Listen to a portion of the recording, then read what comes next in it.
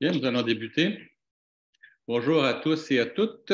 Mon nom est Éric Gagnon, je suis chercheur au VITAM, Centre de recherche en santé durable. Je suis ravi de vous accueillir en grand nombre aujourd'hui pour le second des deux dialogues VITAM portant sur l'éthique et le vieillissement. Je prends un moment en début d'événement pour souligner le fait que VITAM, l'Université Laval et le CIUS, la capitale nationale, se situent sur les territoires traditionnels non cédés des Hurons-Wendat et Wabanaki. Nous tenons à souligner ces terres qui nous permettent de nous rassembler virtuellement aujourd'hui. Comme plusieurs d'entre vous le savez, les dialogues VITAM sont une initiative du VITAM, Centre de recherche en santé durable, qui est situé à Québec, affilié à l'Université Laval et au CIUS de la capitale nationale.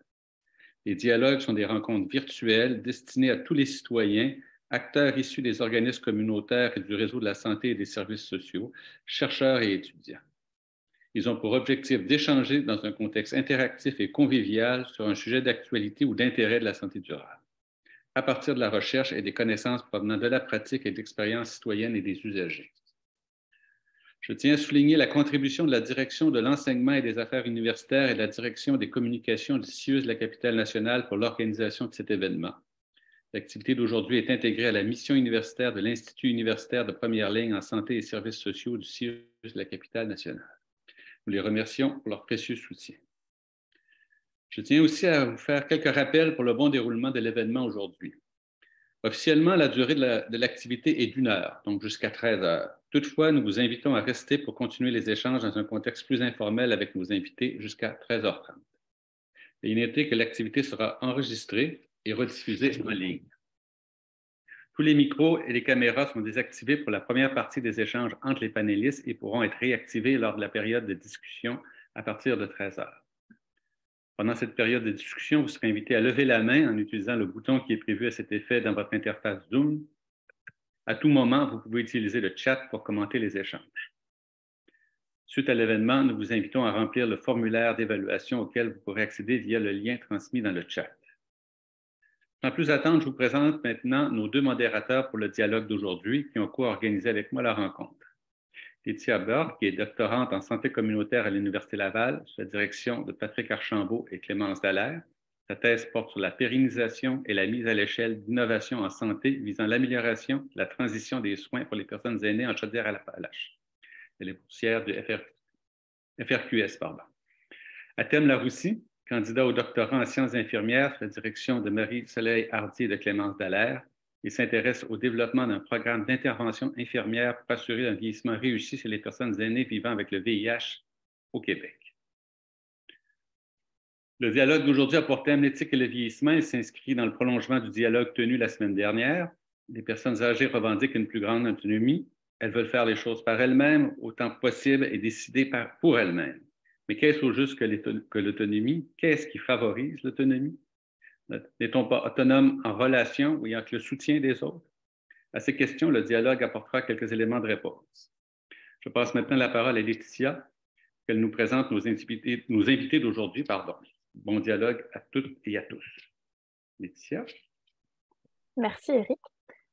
Bonjour à tous. Donc, nos panélistes aujourd'hui sont Jade Trojanowska, qui est propriétaire à la résidence Le Coulongeois, qui est une résidence pour personnes âgées en perte d'autonomie et ayant des troubles cognitifs.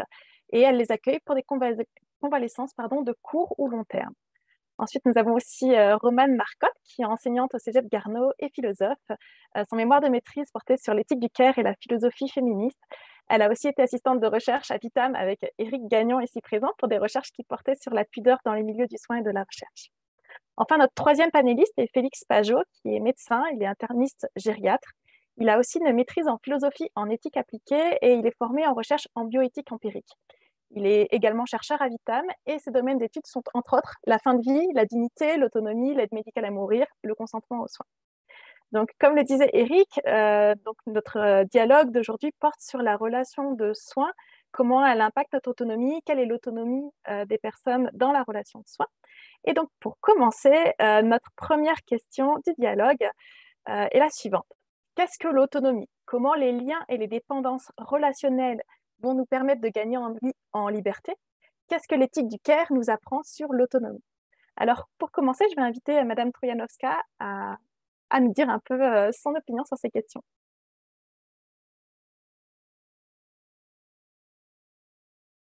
Alors, vous devez ouvrir votre micro, s'il vous plaît. On ne vous entend pas.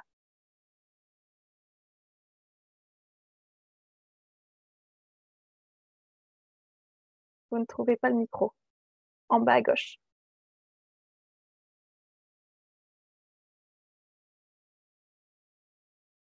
Ou est-ce que, Monsieur Pajot, vous voulez commencer en attendant? Oui, je peux y aller. En fait, c'est sûr que moi, comme vous l'avez mentionné, j'ai un chapeau double d'éthicien et de médecin gériatre. Fait que j'ai deux visions souvent qui se complètent ou qui s'opposent de l'autonomie selon mes perspectives. C'est-à-dire, c'est vrai qu'en clinique, nous, en gériatrie, on parle d'autonomie fonctionnelle ou d'autonomie décisionnelle. Donc, comment est-ce que le patient fait ses tâches au quotidien pour l'autonomie fonctionnelle? Réaliser c'est ce qu'on appelle les AVD, les AVQ, là. Donc, gérer ses finances, conduire une auto, faire ses courses, par exemple, ou s'habiller.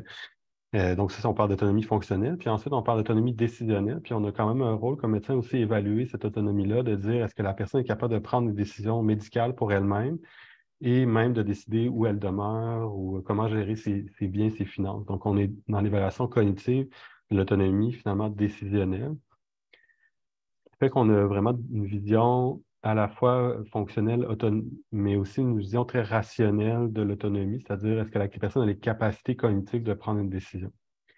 Par contre, en éthique, cette vision-là rationnelle de l'autonomie est souvent critiquée ou de plus en plus en disant qu'effectivement, on ne vit pas comme un être autarcique qui émerge dans une feuille de chou sans avoir aucune influence externe. Donc, l'aspect relationnel prend tout son sens. Puis si je reviens à la vision de l'autonomie fonctionnelle, ben, on a besoin des autres pour faire des tâches au quotidien. C'est encore plus évident quand il y a des atteintes cognitives. Mais juste à y penser, nous, au quotidien, quand on se lève le matin, là, prendre un café, une toast, donc c'est pas nous qui avons fait le pain, qui avons fait torréfier le café, etc., créer les machines. Donc, il y a vraiment une interdépendance humaine qui est assez facile à réaliser aussitôt qu'on s'y arrête et qu'on y réfléchit vraiment. Notre autonomie fonctionnelle, vraiment, dépend des autres. Et on dépend dépendant des autres, pour agir les tâches générales au quotidien. Donc, cette dépendance-là fait qu'on a une responsabilité envers l'autre. Notre autonomie, les décisions qu'on prend au quotidien ont nécessairement un impact sur nous, mais sur les autres. Donc, c'est pour ça que l'autonomie relationnelle est importante, encore plus mise en exergue en gériatrie pour des patients qui ont des atteintes cognitives, des pertes d'autonomie fonctionnelle. Et si on se reporte à un être humain qui n'aurait pas d'atteinte, il y a quand même une dépendance aux autres. Donc, la relation à l'autre est importante dans des décisions d'autonomie, donc d'autonomos, de se gouverner soi-même de façon autonome. Donc, l'aspect relationnel est quand même central aussi pour tout être humain, mais encore plus évident effectivement en gériatrie. Merci. Est-ce que Madame Troyanowska, vous voulez... Est-ce que vous m'entendez maintenant? Oui, c'est parfait. Très bien. Je voudrais porter une toute petite modification par rapport. Pas tellement longtemps, j'ai fermé la résidence due à certaines choses, mais j'étais en effet propriétaire. Pour nous, autonomie, il y avait une catégorie de 1 à 14 qui s'appelait ISOSMAF. On a travaillé avec cette évaluation qui nous permettait de savoir qu'est-ce que la personne a besoin soit au niveau physique ou au niveau cognitif. Alors, voyez-vous, on a deux catégories. Pour nous, c'était deux choses différentes. Physique, des capacités physiques et capacités mentales. Et encore une fois, entre les deux, il y a des journées qui étaient excellentes, que la personne a pu prendre plus de charge de ces choses, prendre les soins de soi-même ou encore prendre certaines décisions. Il y a des journées qu'elle n'avait pas. Donc, voyez-vous, on vit de façon terre à terre et capacité quotidienne qui changeait un peu l'autonomie de la personne. C'est ça que je voulais ajouter pour là tout de suite. Merci. Romane? Oui, bonjour tout le monde. Moi, c'est sûr que, étant je suis plus du côté entièrement théorique, là. Fait que ma réponse va peut-être être un peu scolaire, mais l'approche de l'autonomie que j'ai du point de vue de la philosophie et notamment de la philosophie des éthiques du care, ben, ça va peut-être un peu rejoindre ce que disaient Félix et Jade. L'autonomie, on l'associe à la capacité de l'autodétermination. Je pense que ça pourrait être une définition qu'on retrouve dans l'utilisation quotidienne, encore aujourd'hui, du mot autonomie. Puis peut-être pour expliquer un peu une justification philosophique à pourquoi, qu'est-ce que c'est être autonome, pourquoi on est autonome, ben, on associe beaucoup l'importance de l'autonomie, notamment en philosophie à l'éthique kantienne, qui affirme que l'être humain est comme les autres êtres vivants soumis à des lois naturelles, à des lois politiques, mais est aussi capable, grâce à sa raison, de prendre ses propres décisions. Donc, l'autonomie, à partir du 18e siècle, est considérée comme une capacité qui fait de nous des êtres pleinement humains, qui nous donne une forme de dignité.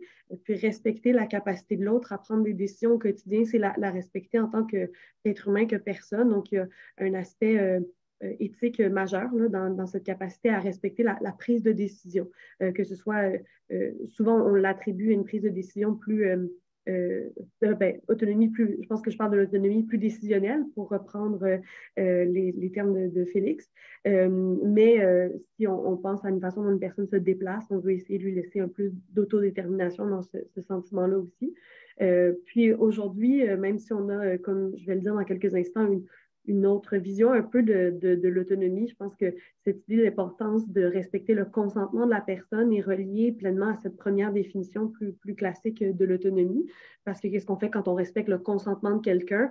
Ben, on lui témoigne en premier lieu qu'on on reconnaît qu'elle est capable de prendre des décisions puis qu'on respecte sa capacité à prendre des décisions.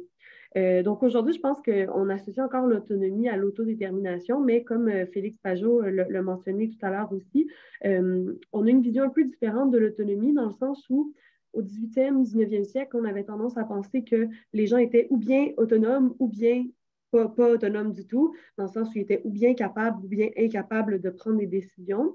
Depuis le 20e siècle, on a plutôt tendance à penser d'abord que l'autonomie est un produit d'une situation particulière. Donc, si notre situation nous permet de prendre des décisions, là, on va pouvoir exercer cette capacité d'autodétermination. Et qu'est-ce les conditions qui nous permettent d'exercer cette capacité-là? Ben, c'est des conditions dans lesquelles on a pris soin de nous, on a pris en charge notre dépendance. Un exemple concret, c'est parce qu'il y a des gens qui ont pris soin de moi quand j'étais enfant, adolescente, que je peux aujourd'hui être une adulte autonome. Un autre exemple, dans le cas où une personne âgée serait en perte d'autonomie, moins capable de se déplacer, on va adapter son environnement pour qu'elle puisse se déplacer par elle-même. Donc, son autonomie est toujours présente, mais elle est le produit des soins qu'on lui donne en aménageant son environnement. Aussi, l'autre chose qui change dans notre vision de l'autonomie, c'est qu'on pense que l'autonomie et la vulnérabilité ne s'excluent pas, puis on les pense surtout sur un continuum. Donc, l'exemple que Jade nous a donné avec l'échelle par laquelle vous évaluez l'autonomie des patients, ça rentre tout à fait dans cette idée-là. On peut être au bas de l'échelle, on peut être au haut de l'échelle, ça peut changer selon les journées. On ne sort pas de l'échelle, par contre. On n'est jamais là, complètement à une extrémité ou à une autre. On circule sur ce continuum tout au long de notre vie. Et ça va faire en sorte que même les gens les plus vulnérables, mettons vulnérables physiquement, on va vouloir respecter leur consentement en leur donnant des soins, par exemple, au maximum. Et cette vision-là de l'autonomie s'est entre autres transformée sous l'influence des éthiques du care. J'ai vu dans le chat qu'il y avait déjà des questions un peu là-dessus.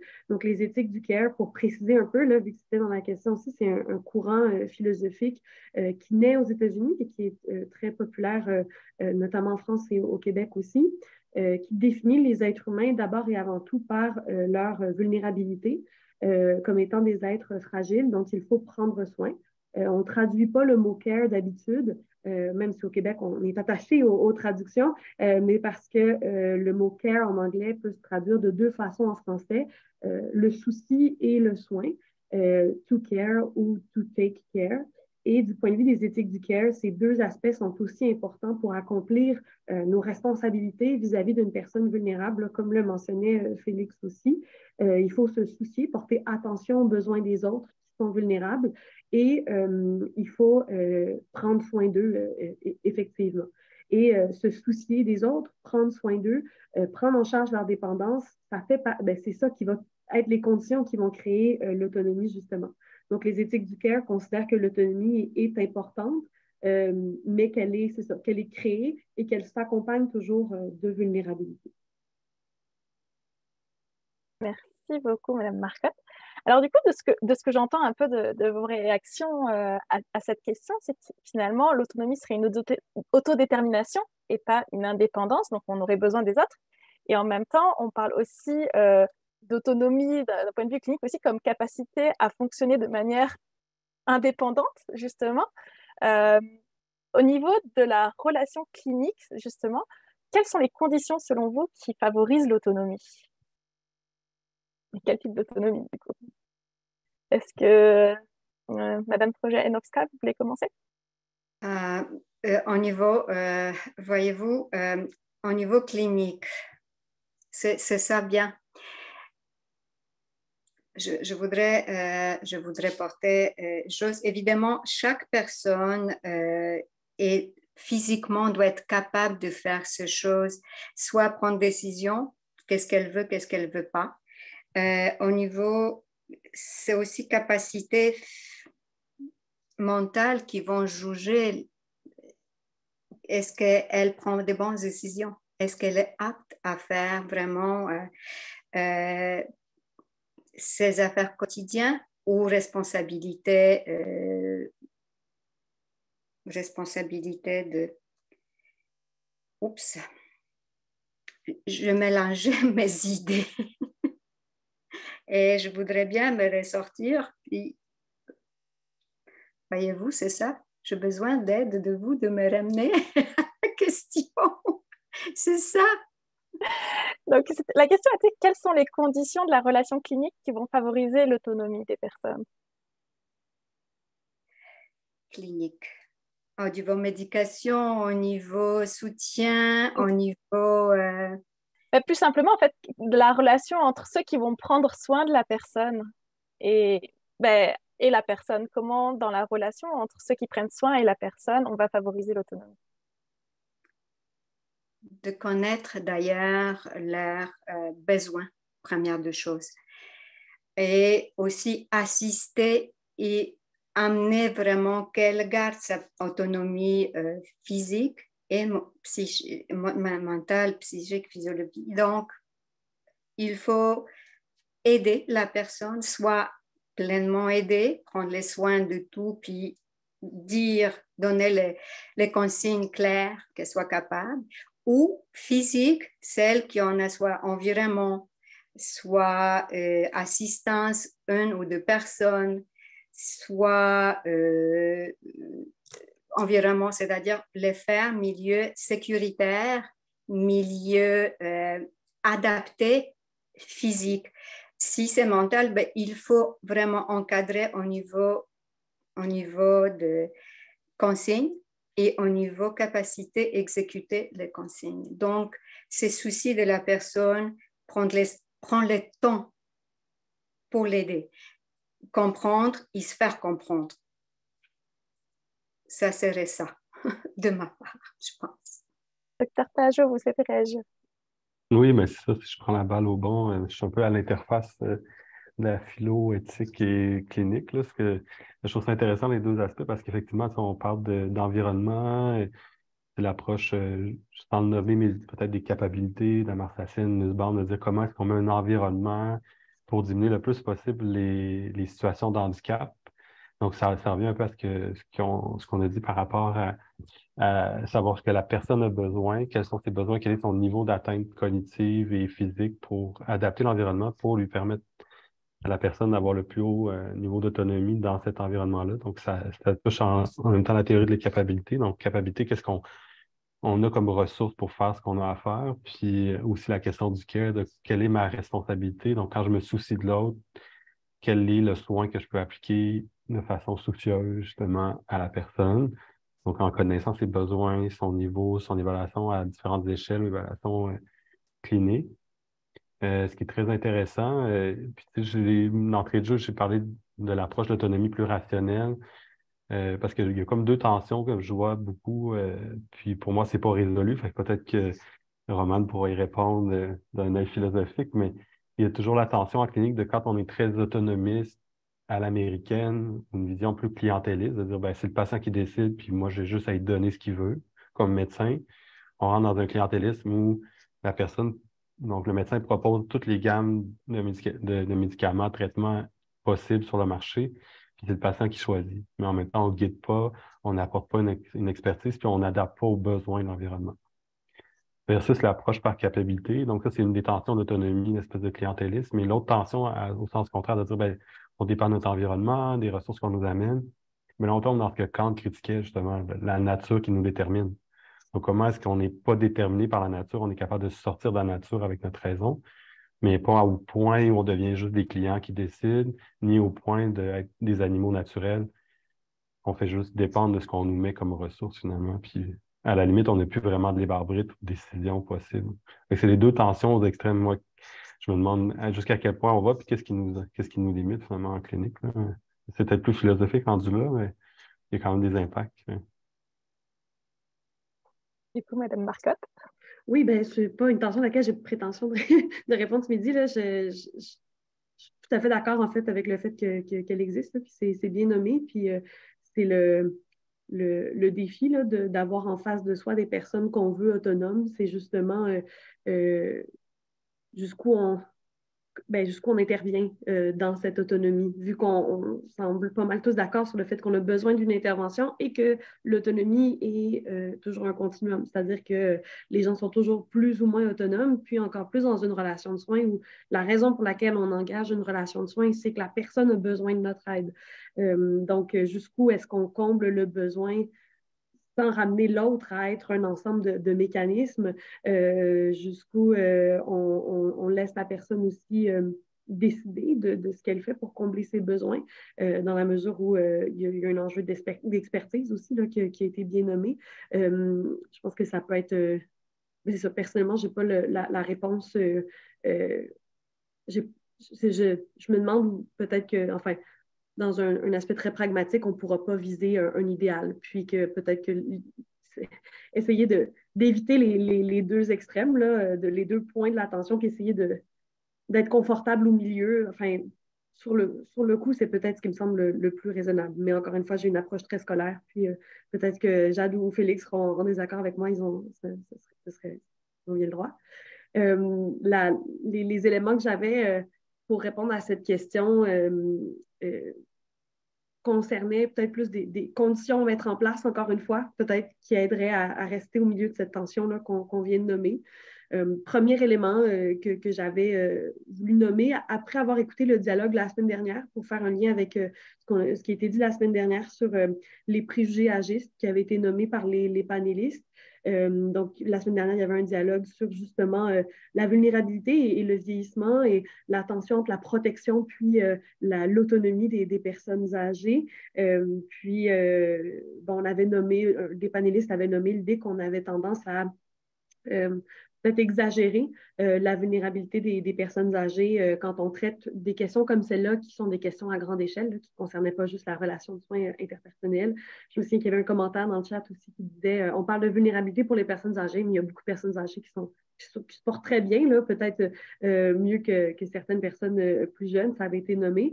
Puis ça m'a fait penser à un biais cognitif, en fait, là, qui existe et dont je parle à mes étudiants, qui est le biais de l'homogénéité de l'exogroupe. Et c'est un biais cognitif qui fait qu'on a tendance à sous-estimer les différences entre les personnes qui font partie d'un groupe qui n'est pas le nôtre. Donc, ça peut être un groupe au niveau du genre, de l'âge, de l'origine, de la religion. Ça peut être un groupe aussi au niveau du métier. Là. Si je suis enseignante, mon groupe, c'est les enseignants, les étudiants font partie d'un autre groupe. Puis je remarque que j'ai tendance des fois à limiter les différences entre mes étudiants et étudiantes, mais en tant que personne soignante, notre groupe, ça va être les autres soignants, les patients qu'on voit et qu'on ne fréquente pas tous dans la même quotidienneté, forment un groupe différent. Ça prend beaucoup de ressources cognitives en tant qu'être humain, en fait, pour accueillir, comprendre et retenir les différences entre les individus. Et on a une tendance humaine à attribuer ces ressources cognitives aux gens qui nous ressemblent et qu'on fréquente plus régulièrement, avec qui on discute plus régulièrement. Mais c'est un biais cognitif qu'il faut reconnaître et travailler, sur lequel il peut être intéressant de travailler. Parce que reconnaître les différences entre les individus, surtout quand c'est des gens vulnérables avec qui on discute pour qu'ils prennent une décision la plus autonome possible, c'est ce qui nous aide à prendre au sérieux leurs demandes, en fait. Jusqu'où on va en prenant au sérieux cette demande sans tomber dans le clientélisme, là, j'avoue que là, tout de suite, je n'ai pas la réponse. Mais être conscient qu'on peut avoir tendance à diminuer ces différences, diminuer notre capacité à prendre au sérieux l'autre. Bon, ça peut être un premier réflexe là, qui peut être intéressant. Je ne m'avancerai pas plus là-dessus parce que ça m'amènera à ma deuxième condition que je voulais nommer puis que je retrouvais dans vos réponses, Félix et Jade aussi. Là. Ça prend beaucoup de ressources cognitives, beaucoup de ressources même matérielles en termes de temps et de liberté dans notre manière d'agir, de prendre en considération l'autonomie de l'autre. Donc, l'autre condition, je pense, pour qu'une relation de soins maximise l'autonomie, c'est de donner quand même de l'autonomie aux soignants et soignantes. Si les personnes soignantes n'ont pas beaucoup de latitude dans leur pratique, ça devient difficile, en fait, d'accorder de la latitude à la personne soignée, tout simplement pour des raisons très, très matérielles. Un exemple de conflit qui peut naître autour de l'autonomie, c'est quelque chose que j'avais lu dans mes recherches. Par exemple, une personne qui travaille en réadaptation dans un centre d'hébergement établit des routines pour que les résidents-résidentes maintiennent au maximum leur autonomie, leur capacité à se déplacer, leur autonomie physiologique, mais les personnes préposées aux bénéficiaires n'appliquent pas ces routines parce que ça implique de faire marcher les résidents-résidentes pour les repas, qui n'ont pas le temps de faire ça pour que le reste de l'horaire se passe facilement. Donc ici, on a un conflit entre les soignants au niveau de l'autonomie des résidents-résidentes. Il y en a peut-être certains soignants, soignantes qui jugent qu'ils n'ont pas toujours l'autonomie maximale en tant que professionnels pour permettre de donner de l'autonomie aux autres. Et les éthiciennes du care s'intéressent beaucoup à justement ces problématiques. Joanne Tronto, notamment, étudie le care et fait remarquer qu'une relation de soins entre deux personnes, ça se produit dans un cadre institutionnel plus général, puis qu'on sépare au sein de l'institution la responsabilité d'identifier les besoins, de planifier les soins, de donner les soins et de voir comment les soins sont reçus. Plus l'institution est grosse, plus les gens qui planifient le fait de distribuer les soins sont éloignés hiérarchiquement, parfois physiquement, des gens qui les donnent puis qui voient comment ils sont reçus. Ça peut créer des conflits, puis les gens qui donnent les soins directement peuvent sentir que leur autonomie professionnelle pas toujours respectée. Puis donc, ça laisse assez peu le temps de négocier la tension dont on discutait là, entre aider la personne à prendre sa décision, la laisser prendre sa décision, en fait, avoir les ressources cognitives puis les ressources de temps pour, en tant que professionnel, bien guider l'autre personne. Merci beaucoup, Madame Marcotte, pour ces deux éléments extrêmement intéressants. Sur ce dernier point, notamment, est-ce que Dr. Paja ou Madame Troyanovska, vous voulez rajouter quelque chose? Un témoignage, peut-être? Je vais vous dire une chose par rapport à être soignant. Ce sont les gens quand même qui ont certaines vocations, parce que si tu n'as pas de vocation, c'est difficile d'être soignant. Alors ça, je voudrais porter un petit chose. Les gens, pour chacun se sent justement autonome. Donc, il y a aussi question morale, excusez. Alors, la personne, si elle a sur qu'est-ce qu'elle fait les choses bien, elle donnera de bons soins. Est-ce que vous me suivez? Un peu d'autonomie est préservée aussi par la liberté. Alors, si les gens se respectent et ils se comprennent, c'est lié, c'est et autonomie et respecter de chacun parce qu'elle va laisser la personne faire chose qu'elle est capable de faire. Et l'autre, elle se fiera, elle va faire confiance à la personne qui est à côté d'elle. Que ça fait aussi un lien, ça le supporte mental aussi. je ne sais pas si je me suis bien expliquée par rapport à qu'est-ce que je veux dire, mais c'est la personne est libre d'accepter l'aide parce que c'est son autonome, mais elle a besoin de soutien et confiance et la personne, elle offre au bout. Ça aussi, c'est une autonomie. Et on a le temps à faire tout ce qu'il faut le faire, la personne quand on prend soin de quelqu'un, c'est-à-dire on prend la charge d'autonomie pour les supporter l'autre. Merci. Docteur Pajot, vous voulez dire quelque chose, je crois. Oui, mais je trouve ça intéressant, puis sans tomber dans la politique, mais il y a quand même des changements majeurs qui s'opèrent actuellement. Puis justement, la question des résidences pour personnes âgées qui ferment, les petites résidences qui ferment, peut-être que l'exemple de la situation de Jade en est un. C'est des petits milieux où souvent les soignants ont un petit peu plus de liberté, où on est vraiment plus adapté. Il y a une souplesse dans le traitement par rapport aux milieux un petit peu plus gros, un peu plus grands, où là, justement, on a des gestionnaires qui sont un petit peu plus loin du terrain. Fait qu'effectivement, la liberté du soignant de faire ce qu'il pense être le mieux pour la personne dans une relation, justement, parce que bien connaître la personne permet de mieux justement accompagner, de mieux soigner. Donc, le soin soucieux, si on veut, le care. C'est plus facile quand on est dans des petits milieux, des petits endroits, puis plus on monte en nombre et en quantité ou en distance aussi là, du terrain, puis plus ce souci-là peut se perdre parce qu'on est dans des considérations plus utilitaristes, si on veut, là, de comment on répartit les ressources dans une certaine population, avec effectivement tous les risques de biais cognitifs, de homogénéité, que je trouve intéressant, parce que s'il y a une chose qui nous individualise le plus, c'est le vieillissement, là.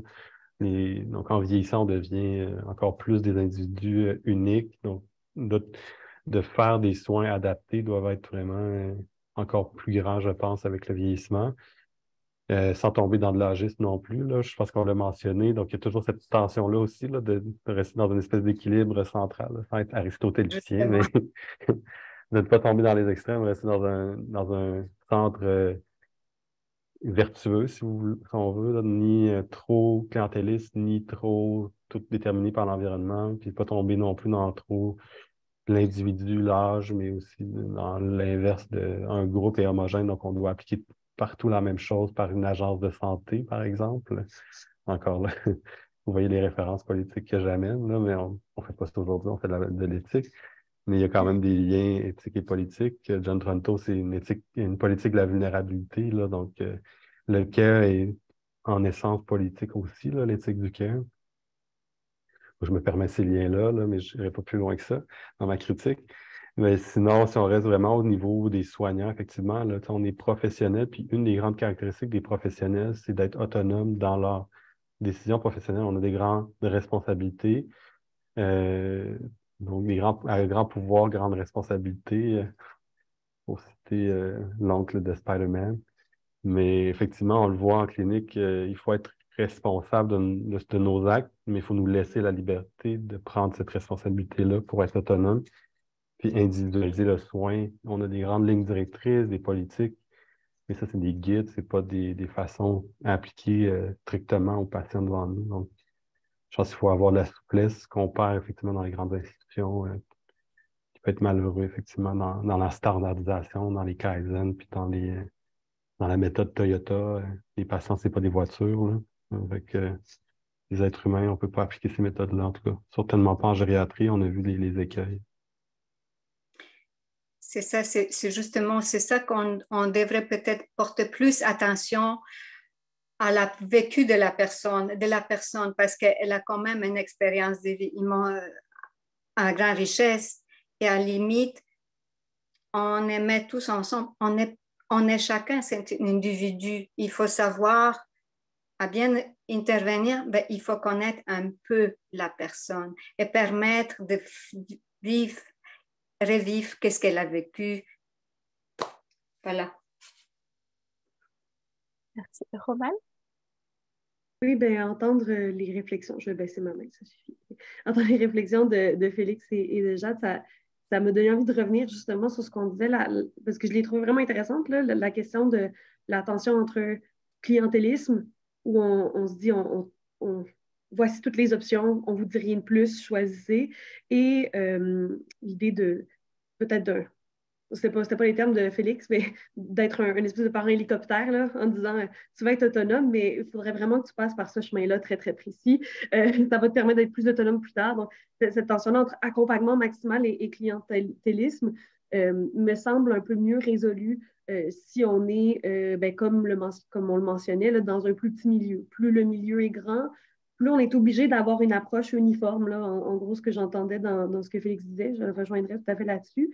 Puis là, à partir du moment où on veut un fonctionnement uniforme, on est comme un peu obligé de choisir. Est-ce que notre fonctionnement uniforme au niveau de l'autonomie, ça va être le clientélisme ou est-ce que ça va être l'accompagnement maximal? Alors que quand on est dans un milieu plus petit, il me semble qu'on peut peut-être un peu plus éviter les écueils, puis se mettre dans être un peu dans la tension étrange entre donner les options et accompagner. Puis en savoir, puis je pense que ça me semble être une option intéressante. On parlait de Kant tout à l'heure, qui est un philosophe de l'autonomie quand même majeur. Puis Kant nous dit qu'il faut qu'on soit capable de justement prendre des décisions en étant pas contrôlé par d'autres choses. C'est l'autodétermination. Puis les autres choses, du point de vue de Kant, c'est beaucoup les lois naturelles. Puis il me semble que aussi bien l'accompagnement maximal que le clientélisme sont des mauvaises options d'un point de vue kantien. Parce que Kant ne pense pas que spontanément, on soit toujours autonome. Spontanément, très souvent, comme être humain, on va agir en suivant les lois de la nature, sans trop réfléchir. Une liberté en fait, un acte très spontané, pas forcément un acte qu'on a examiné de façon critique, puis qu'on a choisi de façon très autodéterminée, très, très autonome, justement. Ça ressemble à quoi une action qu'on a vraiment examinée de façon critique et qu'on choisit vraiment pour elle-même et pas en fonction d'autres intentions qu'on ne contrôlerait peut-être pas. C'est pas facile à obtenir d'un point de vue kantien quand tu sais qu'on ne contrôle pas très bien nos intentions, puis que, enfin bon, ça reste pour un seul individu difficile de déterminer c'est quoi qui est le plus autonome. Donc, du point de vue de la personne qui accompagne l'individu qui est à l'extérieur, qui a encore moins accès à justement toutes ces réflexions internes très complexes d'un être humain, l'amener vers un maximum d'autodétermination, c'est très complexe. Puis avoir un fonctionnement qui est très uniforme, qui ne permet pas beaucoup d'adaptation du soignant, ne me semble pas optimal. Donc, il me semble que c'est ça, encore une fois, l'idée d'adaptation puis à la personne en face de nous permet peut-être de l'amener vers un maximum d'autonomie. Puis ça va ressembler à un mélange de on présente plein d'options, on vous guide un peu, on présente, on guide un peu, étant donné que c'est ça. Voilà, c'est compliqué. Merci pour la réponse. Félix? Oui, ben, je rebondis sur la question. C'est quoi l'autre extrême? Je pense que entre le clientélisme et l'autre option, où il y a une tension, mais souvent l'éthique du cœur a été critiquée comme une éthique.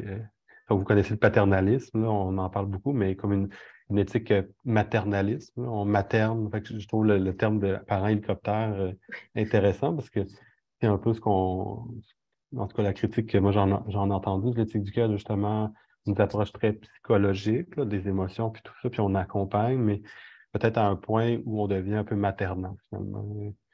Si on exploite des stéréotypes de genre de la mère qui est douce, fine, on écoute les émotions, mais finalement, on décide un peu en manipulant, là. Donc ça, c'est le stéréotype, mais disons, ça a été la critique quand même de l'éthique du care qui a été mentionnée. Fait que ça peut être l'autre extrême, un genre de paternalisme, maternalisme, où on décide pour la personne, mais en mettant des circonstances qui fait que la personne finalement ne prend plus tant de décisions que ça, que l'environnement qui la guide.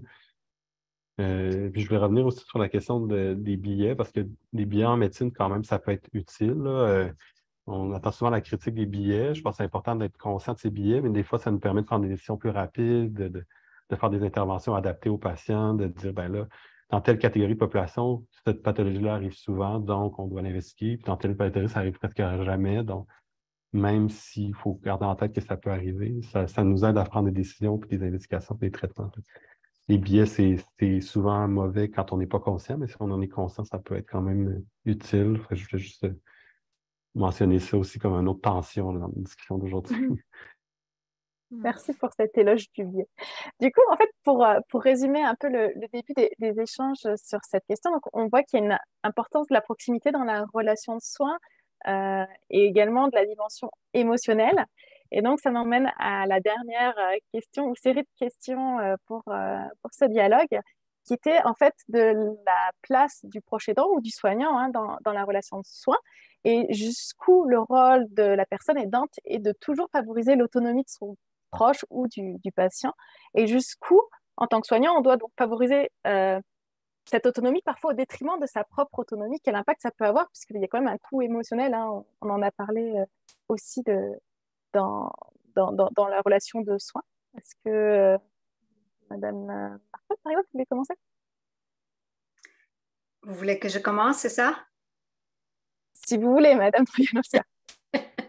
Écoutez, nous, on travaillait beaucoup avec proches aidants de famille. Nous, on avait quelques places spécifiées pour les gens qui venaient quelques fois par année pour les répits, donner répit aux personnes qui s'occupaient, soit de mère ou de père, ou voilà. Donc, c'est un échange qui en faisait d'observation pour donner aussi soutien. Une fois de retour à la maison, est-ce que la situation de la personne a évolué? Elle avait besoin peut-être d'une autre approche. Mais on a besoin de soutenir ces personnes-là en échangeant, de donner une observation. Il peut se fier sur quelqu'un pour l'avoir. Je sais qu'aussi, au niveau de gouvernement, c'est-à-dire CVC surtout, qui ont ce programme-là, qui est bien parce que la personne qui s'occupe quand même, elle est prise 24/24. Il faut savoir aussi vraiment savoir être honnête vers soi au niveau de ses capacités. Est-ce qu'on est capable? Jusqu'à là, on donne notre liberté, notre propre, justement, notre propre autonomie pour la personne qui s'occupe. Mais il faut prendre aussi recul parce que si on s'épuise, on ne pouvait plus réagir, on ne pourrait pas donner les soins. Donc, il faut se tourner vers les organisations qui sont là pour nous soutenir et laisser deux fois la personne vivre quand même, parce qu'on ne peut pas surprotéger justement maternaliste, paternaliste. Il faut laisser le risque de la personne. Si, je vous donne un exemple, si personne est attachée, évidemment, elle se fera pas mal. Est-ce qu'elle va vivre? Est-ce qu'elle est autonome? Non. Donc, il faut prendre les risques aussi de certains actes, puis savoir aussi jusqu'à où je peux aller pour être un aidant naturel, un soignant proche, vraiment proche. Nous, on avait ça, et quand je vous dis nous, c'était des échanges qu'on faisait, observation, et on donnait les petites techniques ou au niveau de nutrition, excusez-moi, on observait capacité, comment et qu'est-ce qui est mieux. Donc, c'était ça c'était ça. C'est comme ça qu'on a réagi. Et il faut vraiment faire attention par rapport à nos capacités parce que, comme je l'ai dit tout à l'heure, c'est vraiment une vocation, un don qu'on a pour être capable de s'occuper de quelqu'un. Sinon, on ne rend pas nécessairement les services.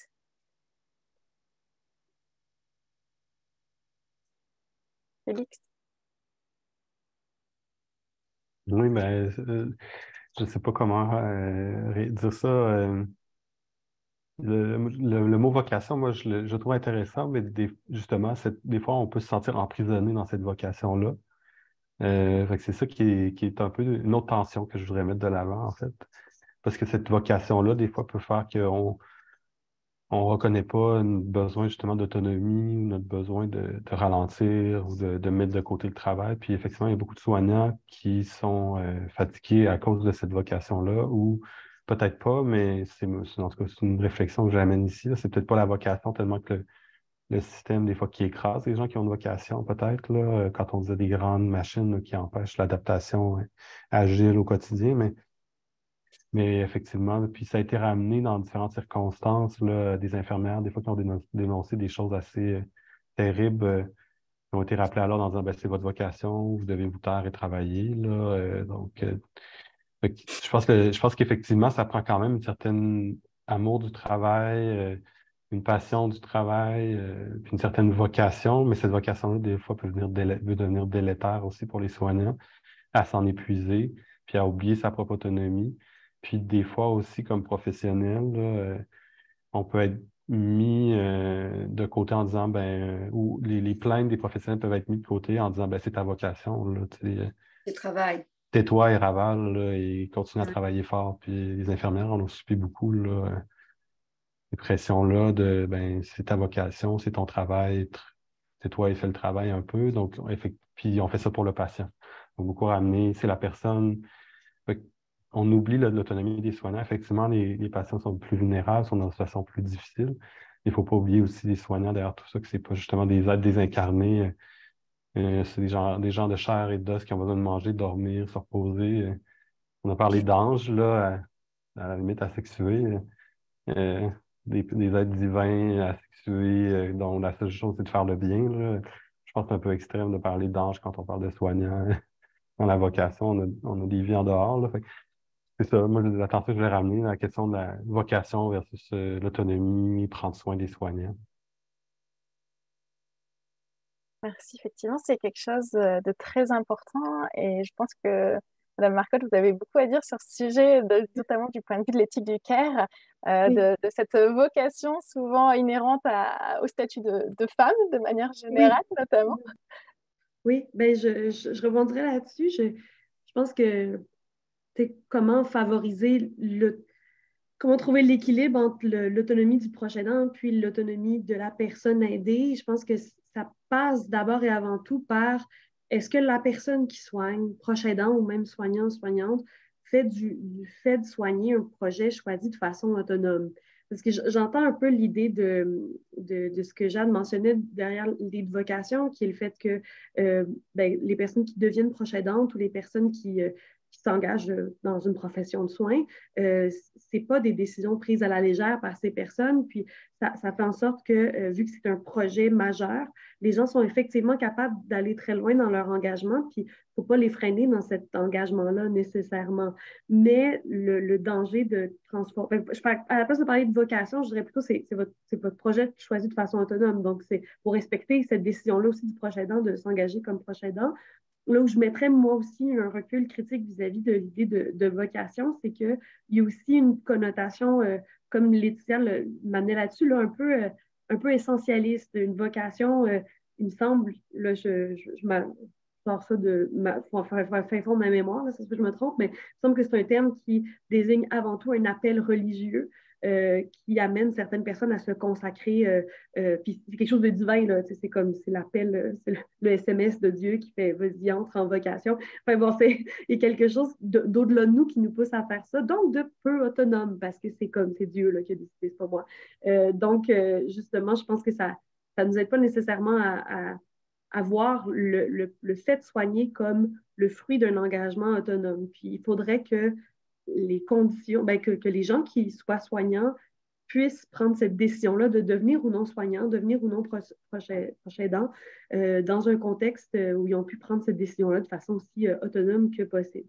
Il y a plusieurs chercheurs, chercheuses qui incitent, par exemple, à faire attention à ne pas forcer certaines personnes à devenir proche aidant, proche aidante, parce que c'est ce qui serait attendu d'eux. Par exemple, c'est ton conjoint, c'est normal que tu t'en occupes jusqu'à la fin de tes jours, même si la conjointe ou l'autre conjoint serait peut-être pas aurait peut-être pas fait ce choix-là.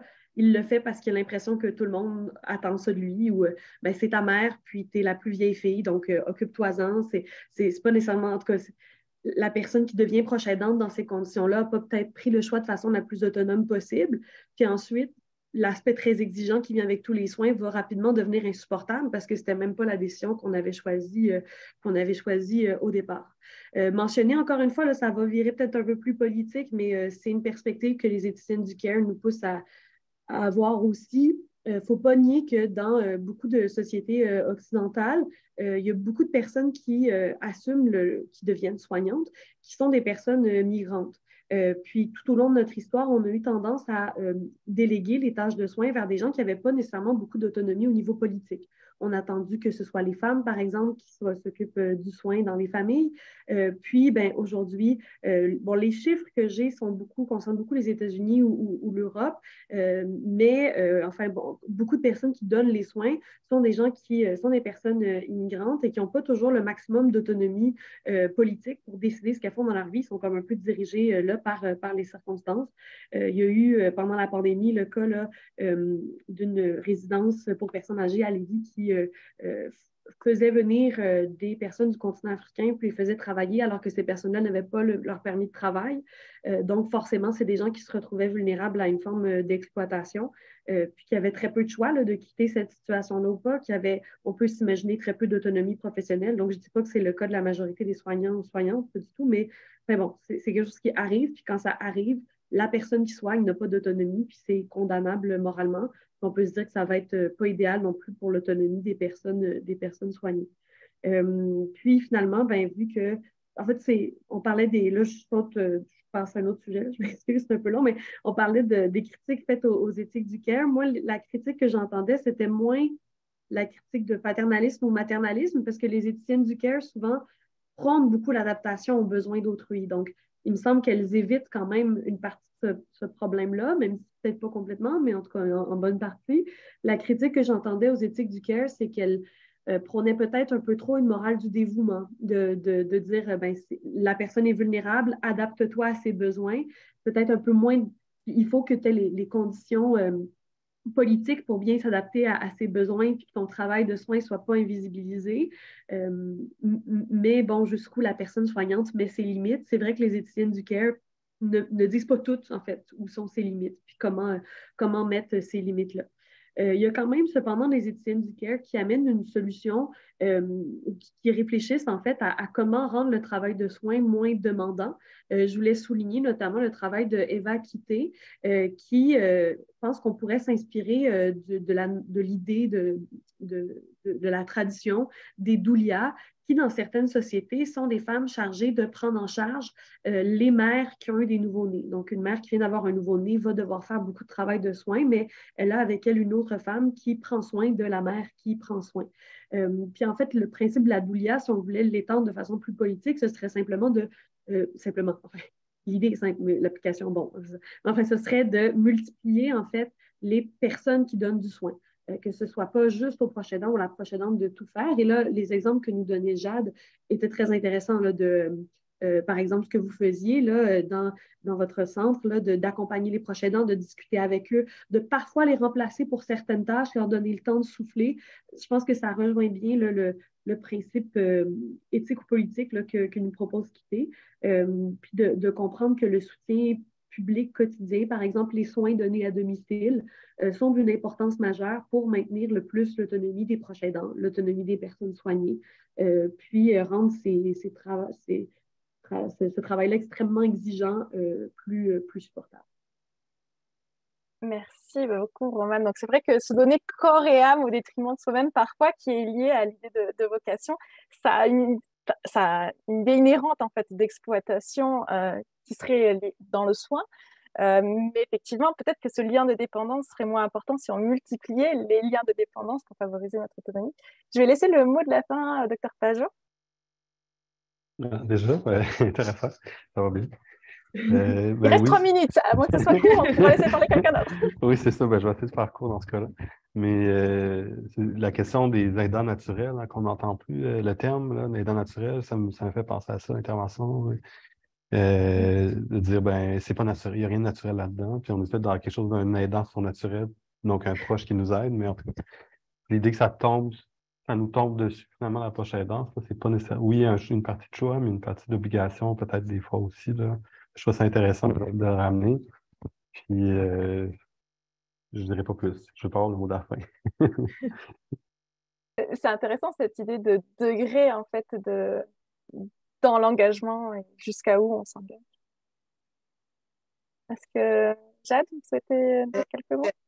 J'aimerais porter un petit conseil que justement, on peut donner beaucoup, mais il ne faut pas faire au détriment de notre liberté, de notre capacité physique, mentale et aussi responsabilité peut-être morale. On ne peut pas vivre la vie de quelqu'un, il faut assister et mieux savoir, c'est justement les émotions, mais un peu de côté et parfois il faut être rationnel. C'est difficile, je le sais, mais il faut tenir équilibre, sinon on n'arrivera pas nulle part.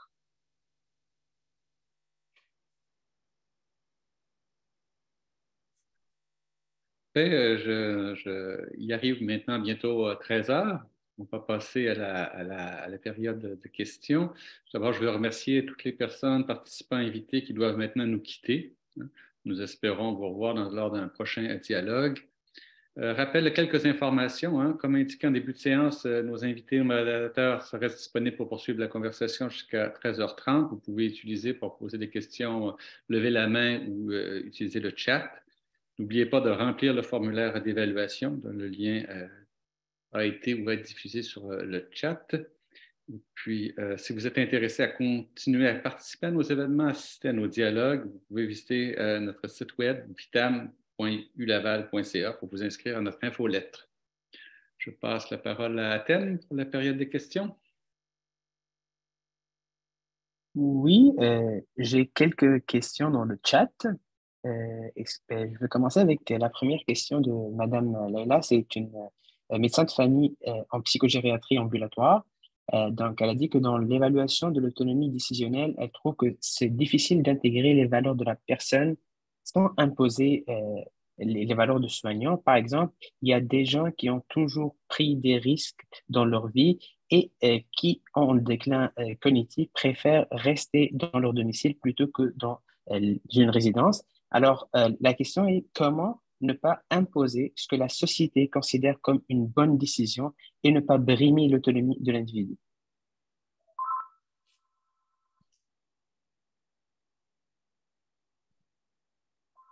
Est-ce qu'il y a Félix, est-ce que tu veux répondre? Parce que j'ai vu la main. Oui, ben c'est ça, j'avais vu la question dans le chat, puis je trouvais intéressant peut-être d'amener le principe qui est quand même nouveau pour moi, là. D'autres présentateurs ont plus de choses à dire, mais la question de la dignité de risque ou le risk dignity là, la question de respecter la personne dans sa valeur et dans ses choix au point de la laisser prendre des risques finalement qui sont... Donc, on évalue plus le processus de réflexion. Donc, on reste dans une perspective peut-être un petit peu plus rationaliste, là, mais de voir le processus plutôt que la finalité. Donc, comment la personne décide de prendre ses risques, puis est-ce qu'elle prend des risques qui sont des risques pour elle aussi, là? Est-ce que ça implique d'autres gens? Là, peut-être qu'on peut penser qu'elle brime des autonomies d'autres gens, mais dans la question aussi, c'est des risques pour elle, puis des risques qui ont toujours été pris, puis le processus de réflexion derrière est quand même soutenu. Ouais, on devrait la laisser prendre ses risques finalement, là, comme on laisse des gens faire du parapente, faire des sports extrêmes, là, pour pas en nommer, là, mais on laisse des gens faire des sports extrêmes, est-ce qu'on les empêcherait? Non. Mais c'est sûr qu'on oblige de porter la ceinture de sécurité. C'est un peu ça dans notre société, là. Il y a des exemples des deux côtés, mais en général, on laisse quand même des gens plus jeunes prendre des risques. Donc, pourquoi est-ce qu'avec le vieillissement, on empêcherait ces risques-là? Peut-être justement là, on tombe peut-être un peu trop dans le maternalisme, dans le paternalisme, et d'évaluer plus le processus que la décision, finalement, ou la réponse. Est-ce qu'il y a d'autres réflexions, bien d'autres réponses par Roman ou bien Mme Jade? J'aimerais justement ajouter une petite chose que justement le docteur a bien raison parce que ces gens-là, ils ont pris le risque de plus jeunes, pourquoi pas maintenant, et surtout que certains changements qui est imposé à quelqu'un, il vit très mal et souvent c'est des chocs qui se répercussions au niveau santé, puis jusqu'à temps qu'ils sont vraiment capables. Pourquoi pas? Laissez-les, c'est les meilleurs parce que c'est là, c'est les connus pour eux. Et c'est ça qu'il faut favoriser, les connus. Merci. Roman, tu as un ajout? C'est sûr que, étant donné qu'encore une fois, j'ai pas, en fait, j'ai pas de pratique là, dans le domaine médical, je m'avancerais peut-être pas beaucoup. Je pense qu'en fait, juste, je trouve que les éléments apportés par Jade et Félix sont intéressants. Voir aussi comment est-ce que ces risques-là sont pris, ça change quelque chose. Je pense, bon là, c'est difficile. Je m'attends peut-être à un petit élément d'une question écrite dans un chat. C'est pas facile de bien écrire une question dans un chat, mais peut-être le chapeau de professeur de philosophie s'inquiéterait un peu plus de la formulation, imposer ce que la société considère une bonne décision. Je suis certaine que la plupart des soignants, soignantes priorisent, en fait, vous avez une expertise en tant que soignant, soignante qui vous guide vers certaines décisions. Cette expertise-là ne vous guide pas nécessairement vers ce que la société veut.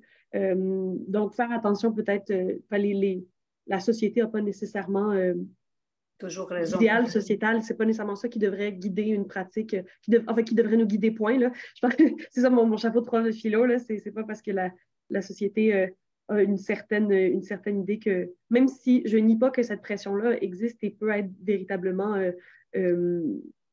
difficile là, à gérer, mais je pense que c'est ça, peut-être s'éloigner être consciente que cette pression peut être là, peut-être la mettre un peu de côté quand on se pose la question, justement. Là, qu'est-ce que je fais face à cette personne-là qui veut avoir de l'autonomie? Ça me semble risqué. Écoutez, peut-être d'un point de vue professionnel, pourquoi ça me semble risqué, puis comment gérer ces risques-là avec l'autre personne. Ce serait tout ce que je pourrais commenter. OK, merci. On va passer à la question suivante. Donc c'est une question, face à des personnes avec atteinte cognitive, la notion de respect de la personne ne serait-elle pas aussi de reconnaître chaque fois que possible et surtout si impact positif, qui elle était avant, ce qu'elle aurait favorisé, choisi, préféré? Exemple, est-ce que cette personne se serait mise délibérément en danger dans le passé? Aurait-elle accepté, souhaité se voir dans telle ou telle situation? Donc, c'est vraiment de valoriser le passé et le vécu de la personne.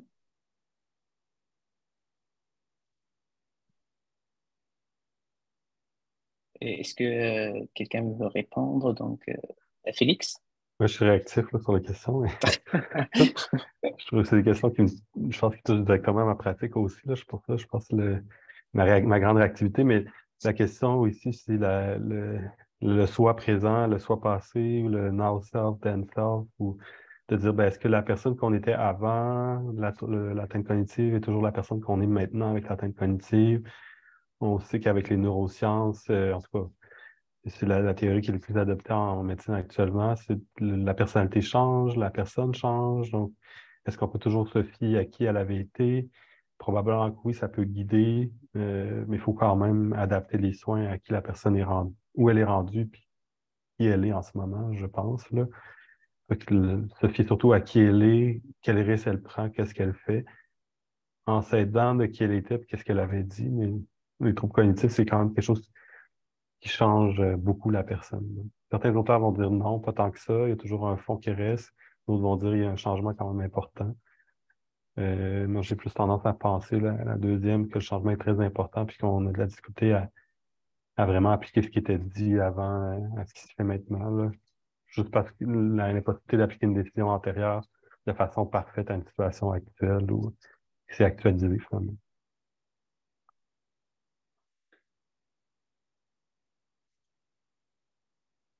Oui, pour ajouter aussi une chose, la personne qui peut être trouble cognitif. Est-ce qu'il y a une...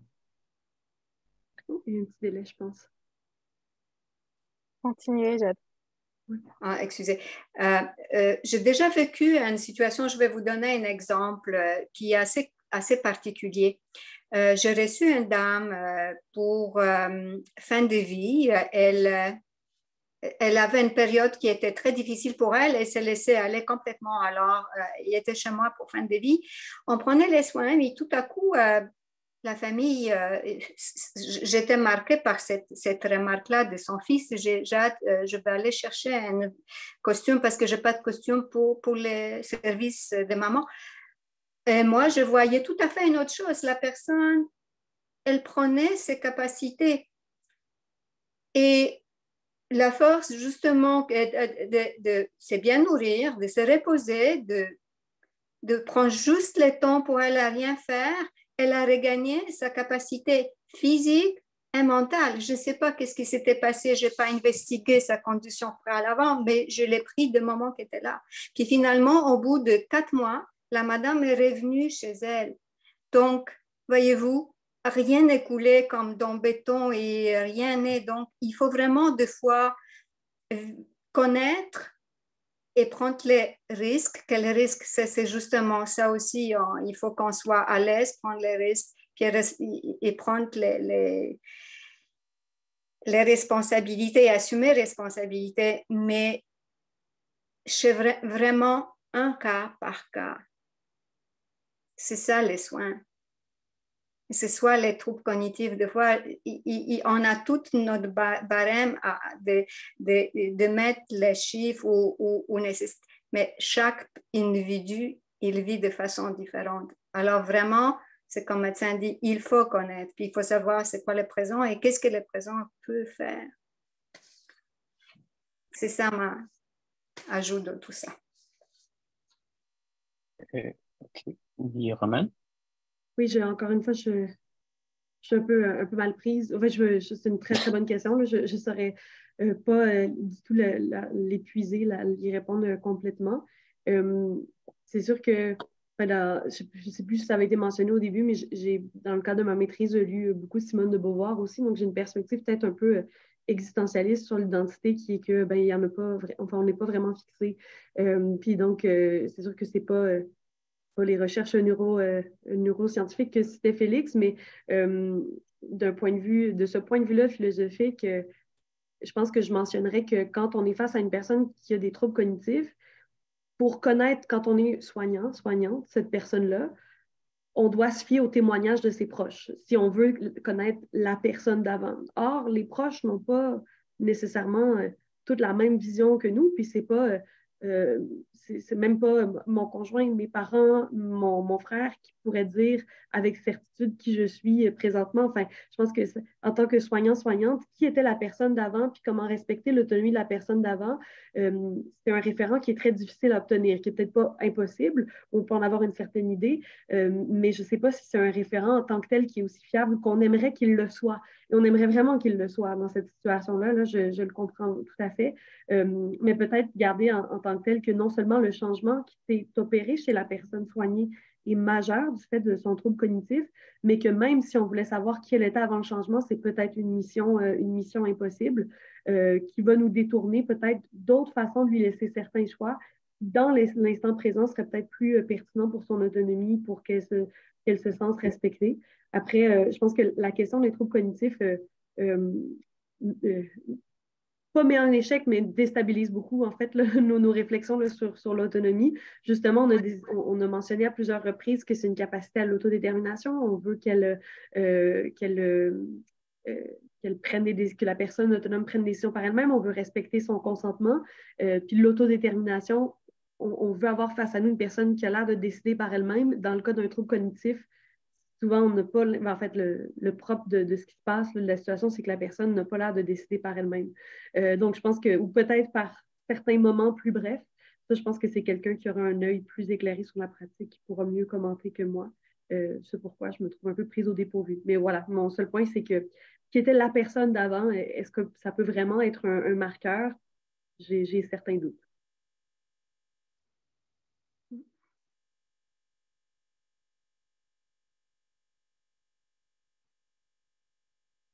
Oh, je pense que... OK. Il y a des questions, n'hésitez pas à utiliser, à lever la main aussi. Je pense que certaines qui les posent, puis il semble avoir des petits ennuis de connexion. Là, il est un peu figé. Du coup, moi, je vais me permettre de rebondir ce que vous venez de dire là, par rapport à la perception qu'on peut avoir de la personne, l'identité de la personne. Aussi, en tant que proche, c'est le cas, mais en tant que soignant également. Puis comment finalement nos propres valeurs vont impacter la vision qu'on peut avoir de la personne, puis l'autonomie. Il me semble que c'était une question qui avait été posée aussi.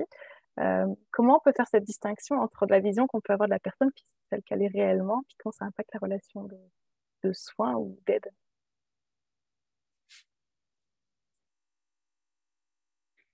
Je me suis...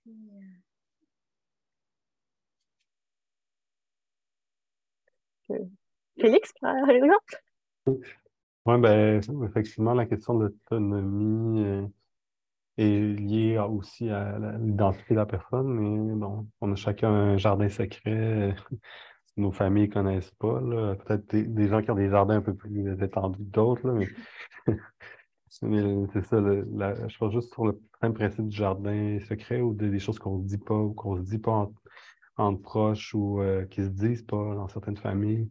Donc, ou dans les familles où on n'est pas toujours au courant de ce qui se passe dans la vie de l'autre. Effectivement, on peut avoir une vision biaisée des gens pour qui on prend des décisions, finalement, comme proches détenteurs du consentement substitué, là, pour prendre le terme légal, mais c'est ça. Donc, je pense qu'effectivement, il faut faire attention quand l'autonomie est substituée ou la décision est substituée à quelqu'un d'autre.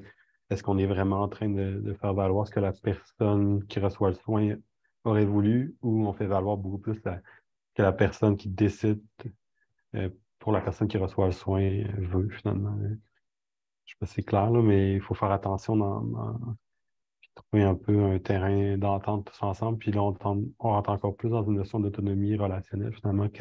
Quels impacts la décision a sur les proches aidants qui s'occupent de l'autonomie fonctionnelle, finalement, et qui substituent l'autonomie décisionnelle pour beaucoup de choses. Donc, peut-être que oui, on devrait écouter un peu plus les gens qui prennent des décisions pour d'autres parce que l'impact est encore plus grand sur eux. C'est pour dire que finalement, la décision est de moins en moins individuelle plus on avance dans les troubles cognitifs, puis de moins en moins à la personne qui reçoit le soin ou relève de moins en moins de la personne qui prend le soin, mais de plus en plus des gens qui l'entourent puis qui donnent des soins, je pense, là. Si on rentre beaucoup plus dans de la bientraitance, non-maltraitance, dans d'autres principes peut-être plus classiques, mais dans une autonomie finalement substituée ou diffuse ou relationnelle, là. Je ne sais pas comment l'appliquer correctement, mais puis c'est plus la personne finalement accompagnée, mais plutôt les gens autour qui doivent s'accompagner entre eux pour prendre les meilleures décisions pour la personne.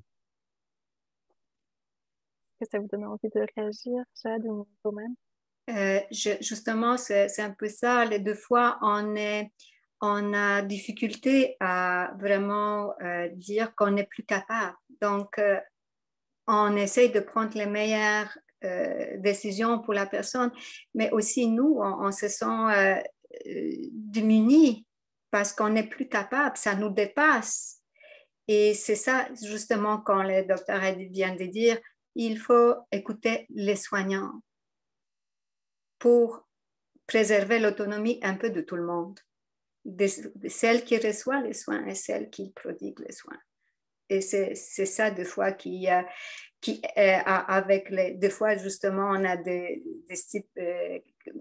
groupes multidisciplinaires qui chacun regarde les côtés, puis ils donnent soit des suggestions ou justement aident à prendre des décisions pour les soignants. Et c'est ça il faut vraiment donner la chance à la personne qui donne les soins pour l'écouter, pour équilibrer ou vraiment diriger pour faire les bonnes décisions.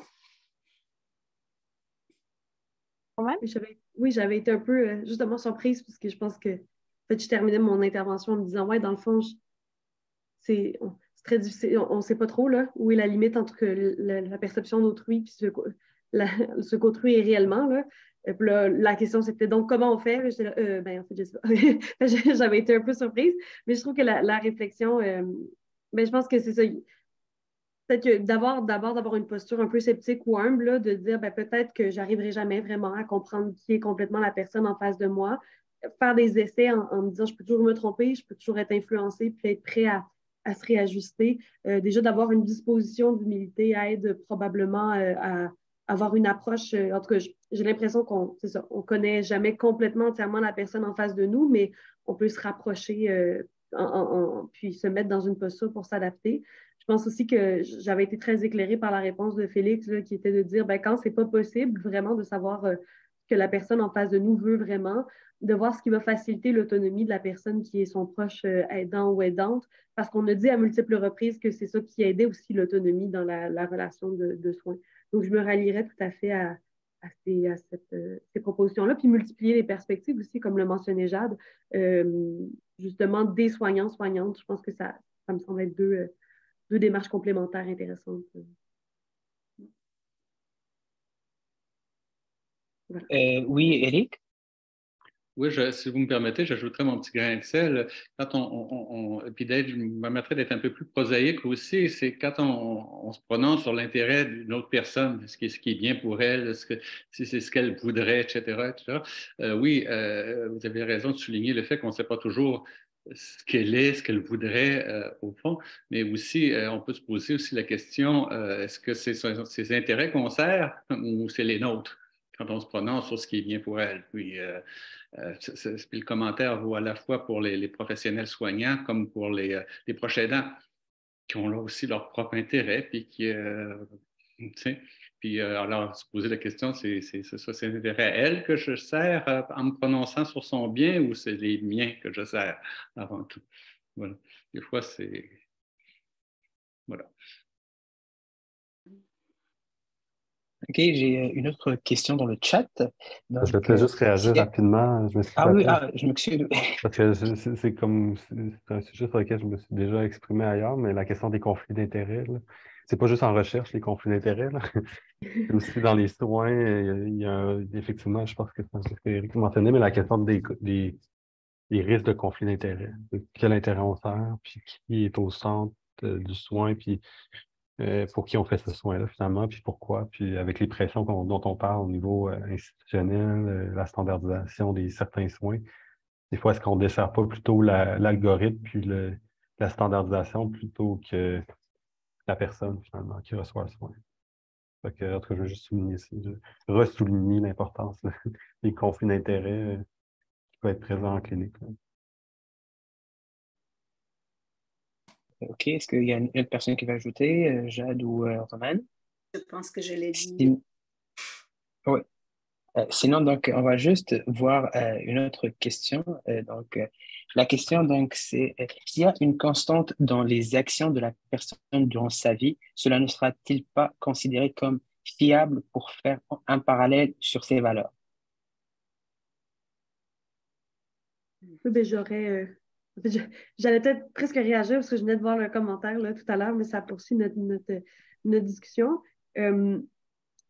Ben, en fait, je pense qu'une première chose que je trouve intéressante, c'est déjà d'aller chercher comme une constante dans la vie de quelqu'un d'autre. Je pense que c'est un bon exemple de disposition à l'humilité, justement, puis de se dire, ben, je connais pas, en tout cas, c'est un bon exemple je pense, une personne qui se donne les moyens de connaître vraiment la personne en face d'elle, puis qui essaie de ne pas trop plaquer ses intérêts ou ses valeurs sur autrui. Donc, je pense que ça peut être, ça me semble être une bonne démarche.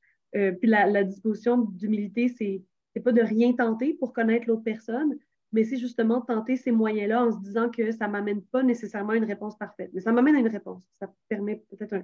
Donc, je pense que je dirais plutôt oui, puis c'est une démarche intéressante d'essayer de se sortir de soi, en fait, pour comprendre la personne en face de nous. Après, je pense que, ben, comme on le mentionne, ça reste complexe, puis je pense qu'on n'aboutit jamais à une réponse parfaite. Puis c'est ça qui est la grande difficulté de la chose, c'est d'apprendre à fonctionner avec des réponses imparfaites. Mais ça me semble être une bonne réponse imparfaite. Je ne sais pas si c'est très clair, là, mais...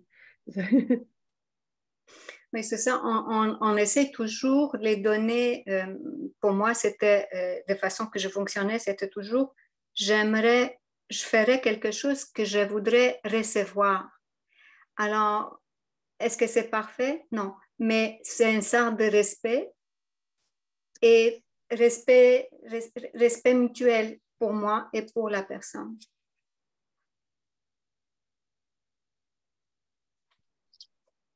Et est-ce que Félix a un commentaire à ajouter? Non, effectivement, ben oui et non. On peut revenir à ce que j'ai dit. Il y a une constante, mais il y a quand même une cassure avec les troubles cognitifs. C'est juste ce que je veux souligner. Pas tout le monde, pas toutes les personnes qui ont des atteintes cognitives vont avoir une cassure dans leur personnalité, leur vision de la vie, etc. Mais plus la maladie progresse, plus c'est ce qui risque d'arriver ou c'est ce qu'on voit souvent finalement. Je pense que c'est intéressant d'aller voir antérieurement comment la personne était et de garder toujours en tête qu'il y a un changement aussi qui peut s'effectuer puis de rester finalement agile. Dans la question de l'agilité, j'ai mentionné, mais d'être un clinicien agile, de manœuvrer au travers de cette complexité-là, finalement. D'être conscient que ça peut avoir changé beaucoup, mais effectivement, ça peut ne pas avoir changé. Donc, être quand même éveillé ou conscient plutôt des constantes. Effectivement. Je reviendrai, en fait, je trouve ça intéressant parce que aussi bien la réponse que j'ai eue tout de suite, puis la réponse que Jade a eue était en fait était un peu différente et symétrique. Puis ça me rappelle un débat qu'il y a eu en philosophie, notamment sur, en fait, sur la question de la définition de l'empathie. C'est quoi l'empathie? Puisque c'est mentionné aussi dans les commentaires, l'humilité, ça aide à l'empathie, puis c'est une première bonne étape pour respecter la capacité à l'autodétermination de l'autre personne. Mais c'est quoi l'empathie? Il y a un certain courant qui définissait l'empathie comme la capacité à se mettre à la place de l'autre en se disant que l'autre n'est pas comme nous. Donc, l'idée que, bon, je vais aller chercher c'est quoi les valeurs que la personne a eues tout au long de sa vie, ne sera pas forcément les miennes, puis je vais utiliser ça comme pour me mettre à sa place, donc me sortir de ma propre place. C'est une première définition de l'empathie. Mais des fois, l'empathie, c'est aussi déterminé comme étant le fait de faire aux autres qu'on aimerait qu'on nous fasse, le barème qui semblait plutôt, qui évoquait plutôt Jade. Et là, dans ce cas-là, on dit, moi, je ressens des choses, donc je vais calquer un peu ce que moi, je ressens sur ce que l'autre est susceptible de ressentir. Donc, c'est symétrique. Est-ce que je me mets à la place des autres ou est-ce que je pense l'autre comme étant comme moi? Je pense qu'encore une fois, dans un cas de tension philosophique, ne sera pas répondu aujourd'hui. Mais on nous a dit qu'on avait le droit, dans la rencontre préparatoire, on nous avait dit vous pouvez soulever des questions sans répondre complètement, c'est me risque. Mais, mais je pense encore une fois, ce qu'on a fait avec les tensions depuis le début, c'est d'essayer de dire, on fait un peu un mélange des deux, puis on essaie de rester un petit peu au milieu.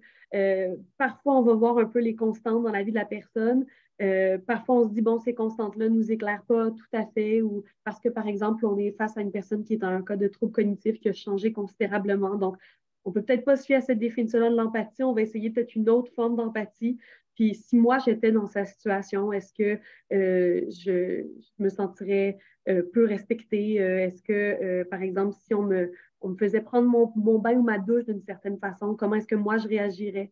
Ça peut être une façon de s'orienter, même quand on est face à quelqu'un qui a des troubles cognitifs. Hein, c'est pas parce qu'on. En tout cas, une personne en face de nous a des troubles cognitifs, mais si on me donnait une douche comme on lui donne une douche à elle, je réagirais de la même façon aussi. Enfin bref, il y a ça peut être une autre voie, puis essayer de multiplier les voies.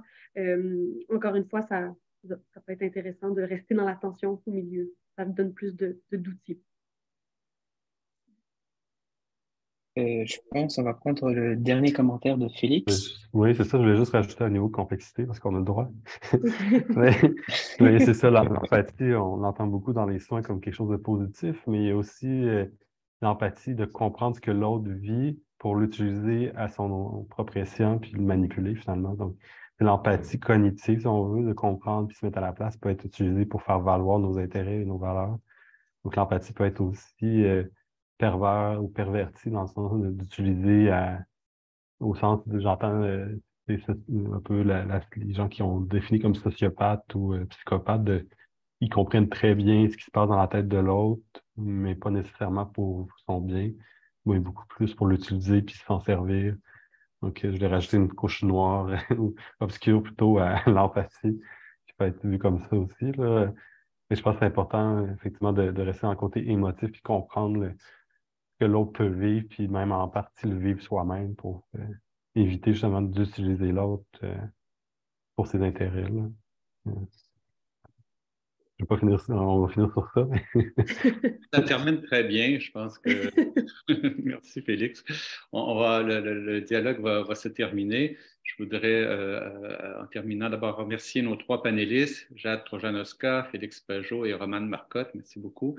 Nos deux co-animateurs, Laetitia et Athènes, merci beaucoup. Merci à tout le monde qui a assisté et posé des questions. Écoutez, merci infiniment. Et on va se revoir pour un prochain dialogue à l'automne prochain. Merci. Au revoir tout le monde. Merci. Au revoir. Merci, au revoir. Merci infiniment.